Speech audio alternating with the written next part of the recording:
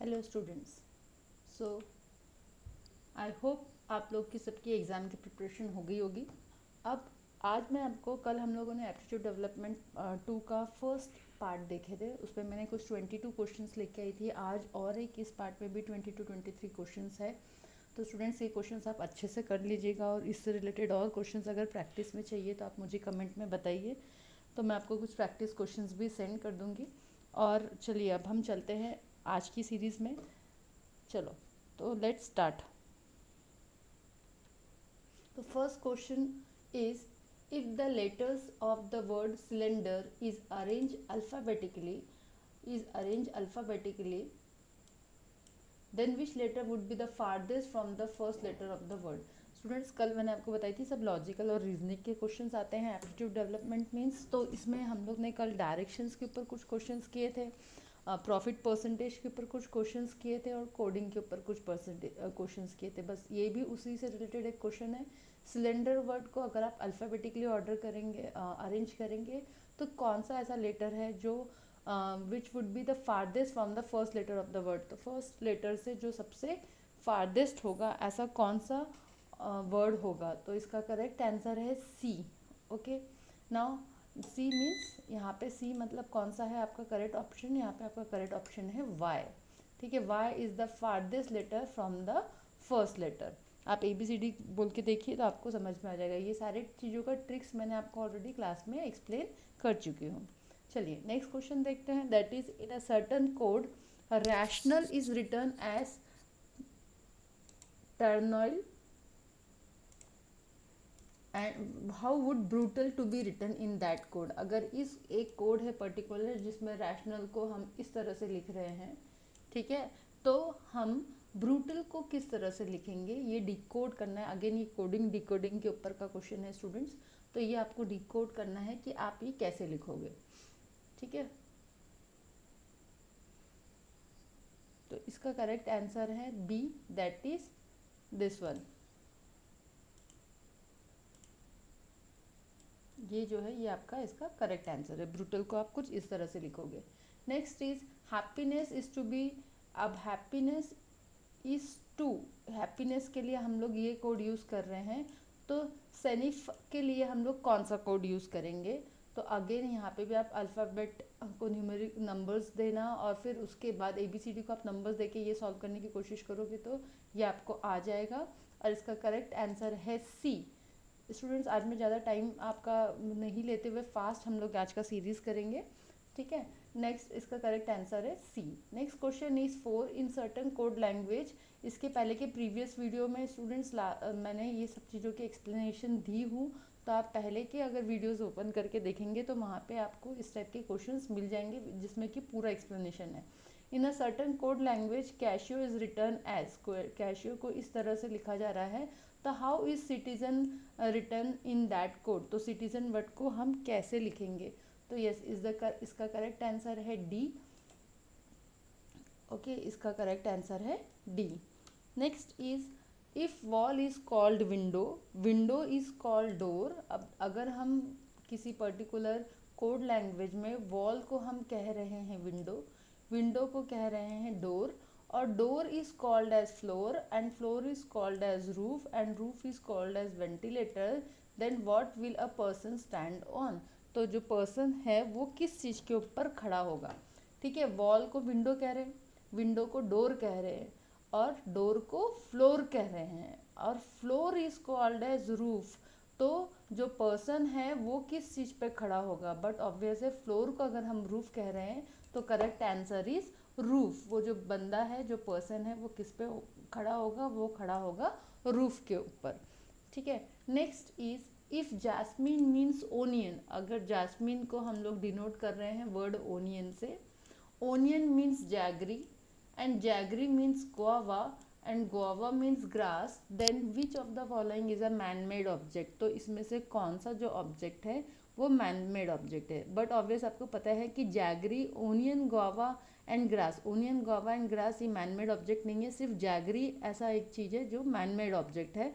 और उसने कहा है कि जैगरी का मतलब क्या है, गुआवा, तो यहाँ पे कौन सा वर्ड होगा जो कि मैन मेड ऑब्जेक्ट होगा, तो दैट इज गुआवा, क्योंकि जैगरी को हम लोग गुआवा से डिनोट कर रहे हैं और jaggery is a man made object. इस तरह से ये क्वेश्चंस को सॉल्व करने होता है students. Next is question number 7। in a certain code language, in a certain code, black means orange, black means orange, orange means violet, and violet means green, and green means white, white means yellow, yellow means sky blue. What is the color of coal?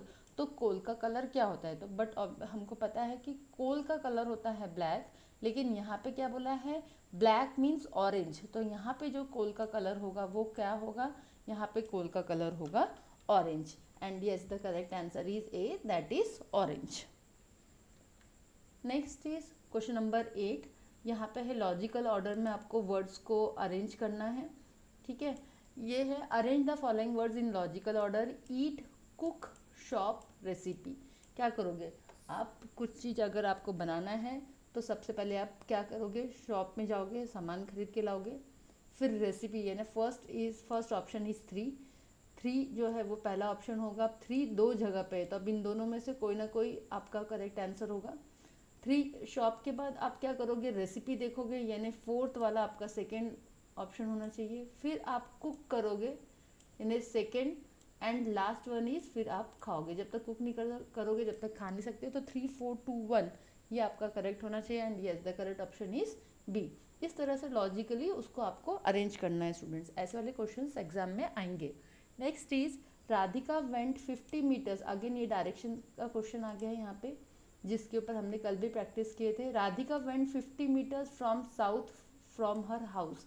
अब राधिका है यहाँ पे, यहाँ से वो 50 metre south में गई, south यानी नीचे हम लोग जा रहे हैं।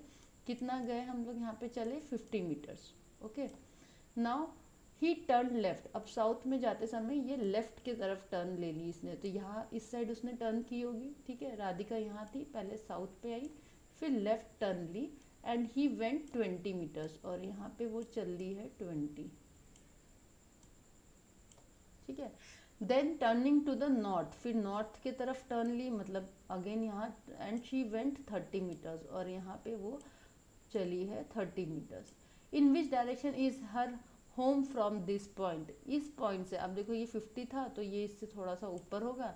अब जहाँ पे वो खड़ी है वहाँ से उसका घर किस डायरेक्शन में होगा, तो यहाँ पे ये खड़ी है समझ लो यहाँ पे, और अभी यहाँ से अगर हम इसका डायरेक्शन देखेंगे तो ये डायरेक्शन होगा नॉर्थ और वेस्ट के बीच में, ठीक है। लेकिन यहाँ पे नॉर्थ वेस्ट कोई ऑप्शन नहीं दिया हुआ है, नॉर्थ वेस्ट कोई ऑप्शन नहीं दिया हुआ है, तो हम इसको कहेंगे नॉर्थ डायरेक्शन में आपका उसका घर होगा। तो सॉरी, तो इसका घर होगा D, that is west direction में, क्योंकि ये यहाँ से 30 तक आ गई, ठीक है, तो डायरेक्शन जो होगा उसका वेस्ट होगा। Next question is a man start from his house, again ये भी आपका डायरेक्शन के ऊपर क्वेश्चन है, ठीक है। A man start from his house in the north direction, ठीक है, उसके घर से वो नॉर्थ डायरेक्शन की तरफ चलना शुरू करा, फिर वो लेफ्ट टर्न हो गया, ठीक है। देन ही टर्न लेफ्ट यानी ये side, and then he turn to his right, अब वो उसके राइट साइड में टर्न हुआ, and again to his right, फिर से वो राइट पे टर्न हुआ। In which direction he will be facing, तो जब वो राइट में टर्न हुआ तो उसका डायरेक्शन कौन सा है जिस तरफ वो देख रहा है, तो हमको पता है ये जो डायरेक्शन होता है ये होता है ईस्ट, ठीक है। This is the east direction, तो correct option will be C, yes. Now the next question is question number 11। अब यहाँ पे वो कह रहा है अगेन पेन, हाँ, a man walks 4 metres toward south, अब ये साउथ पे जाना शुरू हुआ है 4 मीटर, ठीक है। Then he turns to the left, फिर वो उसके लेफ्ट में टर्न हो गया, ठीक है, साउथ की तरफ जा रहा था, फिर लेफ्ट में टर्न हुआ, लेफ्ट में वो चला है 6 किलोमीटर या 6 metre, and he again turns left, फिर ये लेफ्ट के तरफ पलटा और अगेन 4 मीटर चला, ये यानी सेम किलोमीटर चला जितना यहाँ चला था। Further he move 4 metres and further he moves 8 metres after turning to the right, फिर इसके बाद ये राइट के तरफ टर्न हुआ और ये 8 मीटर्स चला, ठीक है, राइट की तरफ टर्न होके ये चला है 8 metres. How far is he from his original position, original position कौन सी थी स्टूडेंट्स, ये वाली, यहाँ से लेकर यहाँ तक वो कितना दूर है, तो देखो ये 6 प्लस ये 8, 6 प्लस 8 अगर आप करोगे तो इट विल कम 14, ठीक है, इट विल कम 14, तो करेक्ट ऑप्शन होगा इसका 6 प्लस 8 इज 14, तो करेक्ट ऑप्शन होगा B. Yes, the correct option is B. कैसे निकाले हमने, इसका जो डायरेक्शन था ये और ये तो 4 था, यहाँ से यहाँ तक ये 6 किलोमीटर चला था और यहाँ से यहाँ 8, तो 6 प्लस 8 इज 14, तो correct answer is B.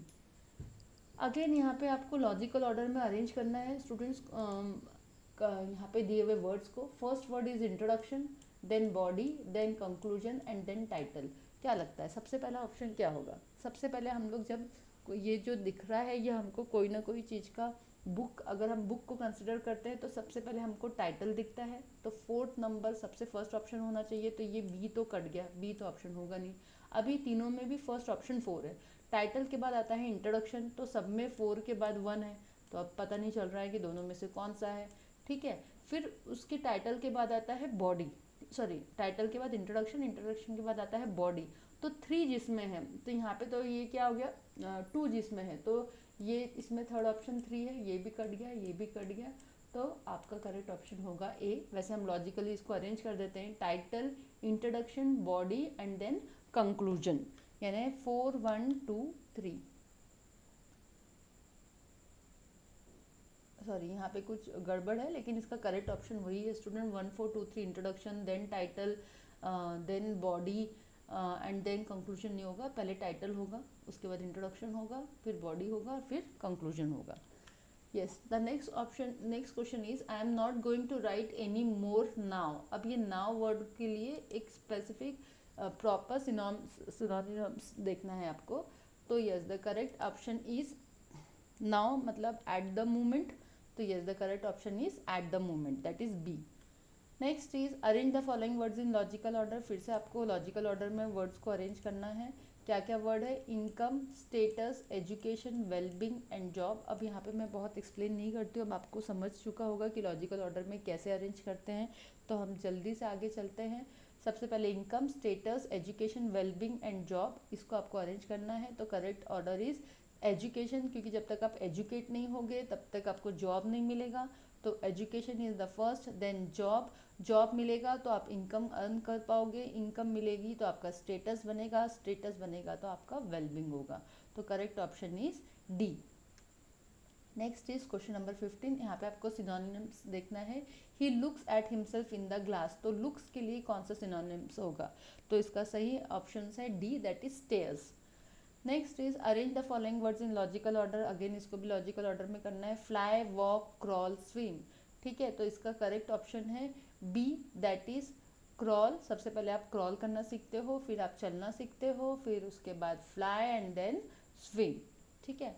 Next is question number 17, again logical order में अरेंज करना है और बहुत डिफिकल्ट एज सच है नहीं। सबसे पहले एडोसलेंट, देन सॉरी सबसे पहले इन्फेंट, इन्फेंट के बाद चाइल्ड, चाइल्ड के बाद बॉय, बॉय के बाद adolescent, then is A, that is adult.